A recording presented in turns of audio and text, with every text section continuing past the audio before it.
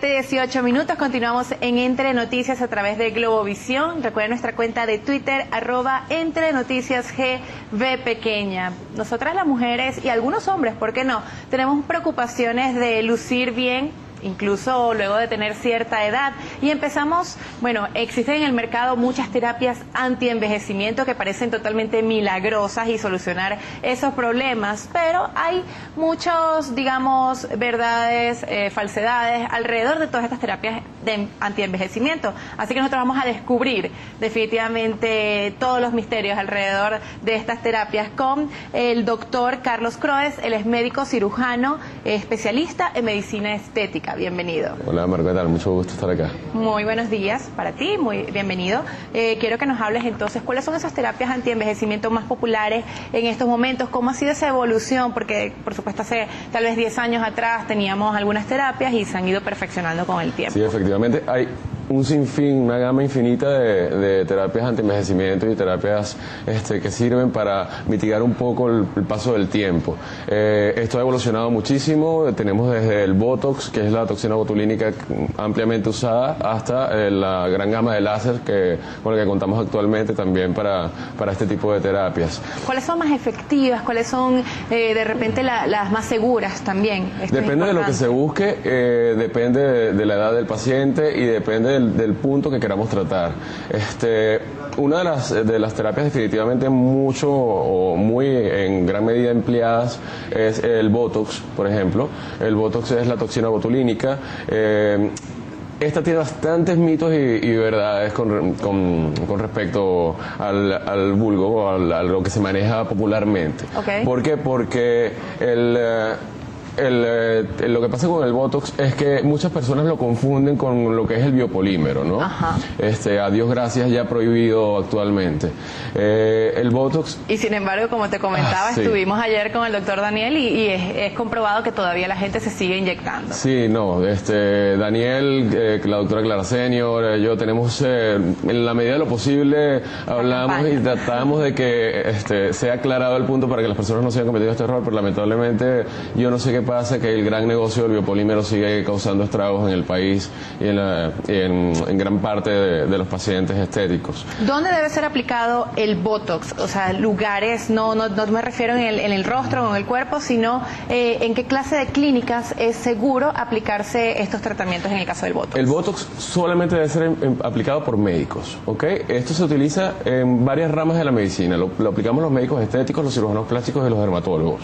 Y esto lo aplicamos para la relajación muscular y de esta forma poder contrarrestar lo que es la fractura de la piel y la línea de expresión por ende, evitando la contractura muscular. Ahora, los neurólogos también los aplican para parálisis faciales, tortícolis congénitas, los oftalmólogos lo aplican para estrabismos, pero siempre, sobre todo, cabe recalcar que debe ser aplicado por un médico, nunca por un cosmetólogo y nunca en una peluquería ni en un sitio que no sea un centro médico. Okay. ¿Cuál es la importancia de esto? ¿Cuáles podrían ser las consecuencias de que la persona que lo aplique no sea médico y que el lugar en el que lo aplique no esté acondicionado para responder ante algún fallo en este sentido? Cada vez que yo voy a aplicar Botox, típico es, doctor, y aquí no me va a colocar en el surco nasogeniano. El Botox es una toxina que actúa en la placa neuromuscular y causa la relajación muscular, por ende debe ser aplicado en el músculo en el cual se quiera trabajar. Si lo vamos a aplicar en el rostro, debe ser aplicado en la región frontal, puede ser aplicado en el entrecejo para mitigar un poco la función del músculo procerus y corrugador, en la región periocular y eventualmente se puede aplicar en otras zonas como en el cuello para el Nefertiti lifting u otras técnicas. Ahora, no es un relleno, no tiene nada en lo absoluto que ver con esas personas que tienen los labios hinchados, que se desfiguran. Y otro mito con respecto al Botox también es que el Botox no tiene por qué romper con la expresión facial normal de una persona, ¿no? ¿Por qué ocurre esto? Se ven los casos de las personas que de repente tienen la cara muy rígida, no tienen expresión. Exacto. Esto ocurre porque eventualmente puede ser colocado por una persona que no maneja la estructura muscular normal de una persona y por ende puede colocar o excederse en la dosis o colocarlo en puntos en donde no es lo más idóneo según el caso, ¿ok? Okay. Esto es importante por ende ende acudir a personas especializadas y que realmente tengan en su haber, en su actividad profesional, realmente experiencia para colocar este producto. ¿Cada cuánto se puede aplicar el Botox? ¿Existe algún límite o no se va a aplicar una vez en la vida? ¿Cuál es ese deber ser de la aplicación del Botox? El Botox es una toxina y como es proveniente de una bacteria, debe ser colocado siempre por mínimo 5 meses después su reaplicación, posterior a la aplicación inicial, porque si se colocase antes, corremos el riesgo de que el sistema inmunológico de la persona reconozca la toxina y por ende crea anticuerpos en contra de esta. No pasaría nada grave más que al crear anticuerpos creamos inmunidad y por ende el efecto del Botox, que a Dios gracias, y digo Dios gracias porque es pasajero, porque para mí lo permanente trae problemas permanentes, esto duraría en vez de 4 o 6 meses, duraría aproximadamente 1 mes, 2 meses y no se buscaría porque nos quedaríamos sin esta terapia, ¿no? ¿Qué otros mitos existen alrededor de la aplicación del Botox? Bueno, básicamente otro es que el Botox no es veneno de serpiente, por ejemplo. Hay un boom ahorita con productos tópicos en bases a cremas con respecto a veneno de serpiente. El veneno de serpiente que se está usando para estas cosas es el veneno de una serpiente proveniente de Indonesia.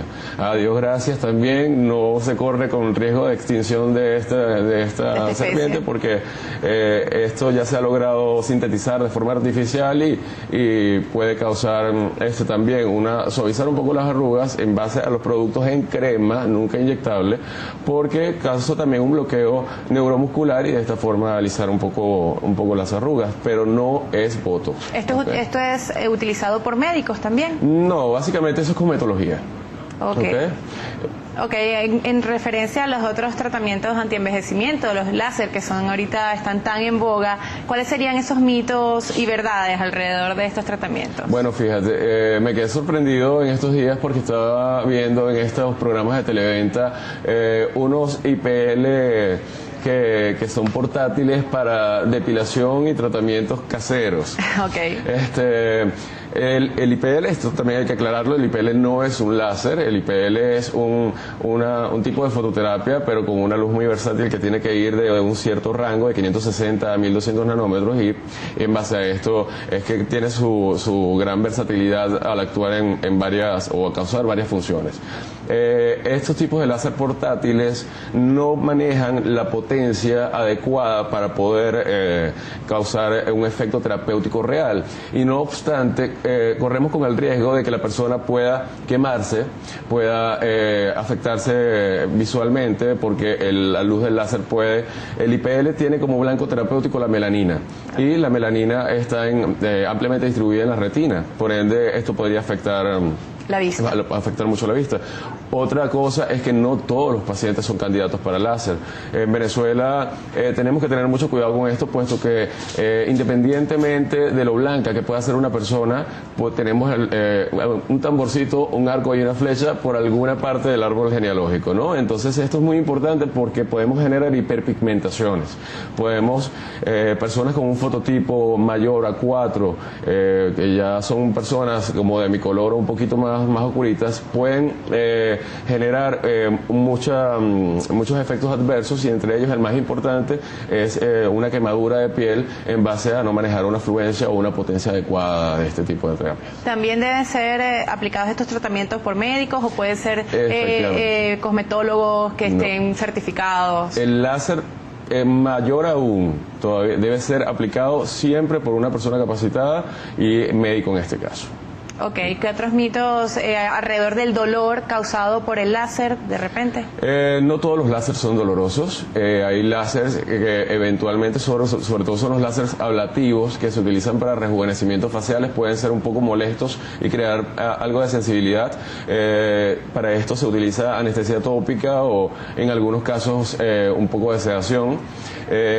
Los no ablativos o los que no se utilizan para rejuvenecimiento no siempre son dolorosos, quizás causan un poquito de molestia, pero hasta ahí no hay tanta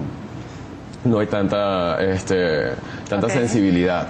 Con referencia a efectos secundarios, efectos posteriores al uso de los láser, ¿qué mitos puedan existir al respecto? Bueno, la mayoría de las personas creen que al utilizar un láser ya obtenemos una mancha de per se. No necesariamente esto tiene que ser así siempre y cuando la piel haya sido preparada previamente y tengamos las medidas adecuadas post láser a la hora de los cuidados. Otros mitos que tenemos con respecto a la medicina estética son sobre todo, y me pasa mucho en la consulta, son los pacientes que acuden con sobrepeso o pacientes con terapias corporales. Se dice mucho por ahí, se escucha mucho por ahí, tantas sesiones, por tanto. No, esto no es así. No es lo mismo también tratar a una persona con una obesidad mórbida o una obesidad a tratar a una persona con una adiposidad localizada, por ejemplo. El tema de la figura perfecta. No, para mí, Carlos Croes, la figura perfecta o el cuerpo ideal es aquel cuerpo que es un cuerpo sano con unos exámenes de laboratorio acordes entre parámetros normales. El tema de la figura perfecta y de idealizar una figura perfecta es bastante delicado porque no solamente que no existe, sino que puede llevarnos o puede llevar a algunas personas a correr riesgos de incluso anorexia o bulimia. Claro. O someterse a tratamientos que no son los adecuados y los indicados, como por ejemplo el tema de los benditos biopolímeros que siempre terminan entrando por donde quiera, así no tengan ningún tipo de relación con lo que se está buscando en ese momento. Así es. Recomendaciones finales para las personas que quieran hacerse una terapia anti-envejecimiento. Bueno, siempre investigar, preguntar antes de dejar que alguien te toque, antes de dejar que alguien te inyecte, independientemente, así sea la terapia más inocua que puedas buscar o tratar de lograr, siempre tienes que investigar quién te lo va a hacer, que si es un médico capacitado, si realmente posee estudios para esto y si está avalado para poder realizar esta terapia, porque el cuerpo humano y la salud no tiene precio. Carlos, doctor Carlos, ¿sus contactos? Bueno, me pueden localizar por mi Twitter personal, que es @drpisocroes.